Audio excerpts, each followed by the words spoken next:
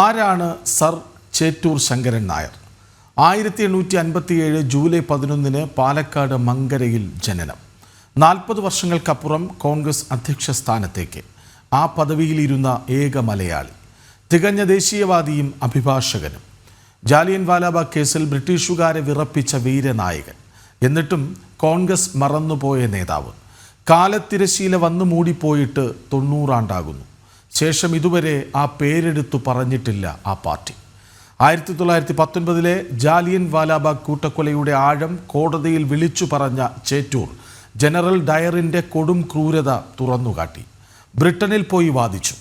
ആ ധീര പോരാട്ടം കൊളോണിയൽ സംവിധാനത്തിൻ്റെ അടിവേര് തോണ്ടി. ആ മഹാനേതാവിനെ ഒഴിവാക്കാനായിരുന്നു കോൺഗ്രസിന് ഇഷ്ടം. ചരിത്രത്തിൽ നിന്ന് മായ്ക്കാനായിരുന്നു അവരുടെ പരിശ്രമം. സുഭാഷ് ചന്ദ്രബോസിനെ പോലെ, സർദാർ വല്ലഭായ് പട്ടേലിനെ പോലെ, ഡോക്ടർ അംബേദ്കറിനെ പോലെ. കോൺഗ്രസിൻ്റെ തിരസ്കാര പട്ടികയിലെ മറ്റൊരാൾ. ഗാന്ധിയുടെ എല്ലാ ആശയങ്ങളെയും ചേർത്തു പിടിച്ചില്ല ചേറ്റൂർ. ഭരണഘടനാ വിരുദ്ധ സമരങ്ങളോട് മുഖം തിരിച്ചു. പെട്ടെന്നല്ല, ഘട്ടം ഘട്ടമായി സ്വാതന്ത്ര്യം പുലരണമെന്നാഗ്രഹിച്ചു ശങ്കരൻ നായർ. നിസ്സഹകരണ പ്രസ്ഥാനത്തെ അംഗീകരിച്ചതുമില്ല. ഖിലാഫത്തിനെ നഖശിഖാന്തം എതിർത്തു. ഉപരിപഠനത്തിന് വിദേശ സർവകലാശാലകളുടെ സാന്നിധ്യം വേണമെന്ന നിലപാട് പണ്ടേയെടുത്തു. അങ്ങനെ പല കാരണങ്ങളാൽ കോൺഗ്രസ്സിന് അനഭിമതനായി ചേറ്റൂർ. ഇനി അതുണ്ടാവില്ലെന്നുറപ്പാണ്.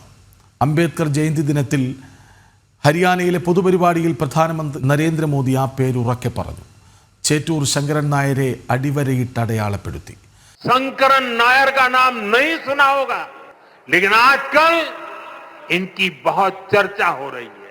शंकरन नायर जी एक प्रसिद्ध वकील थे और उस जमाने में 100 साल पहले अंग्रेजी सरकार में बहुत बड़े पद पर विराजमान थे. ഏക ഭാരതം ശ്രേഷ്ഠ ഭാരതം എന്ന ആശയത്തിലൂന്നി ബ്രിട്ടീഷുകാർക്ക് നേരെ വിരൽ ചൂണ്ടി നിയമയുദ്ധത്തിന് ഇറങ്ങിപ്പുറപ്പെട്ട പോരാട്ടങ്ങളെ പ്രധാനമന്ത്രി ഓർത്തെടുത്തു.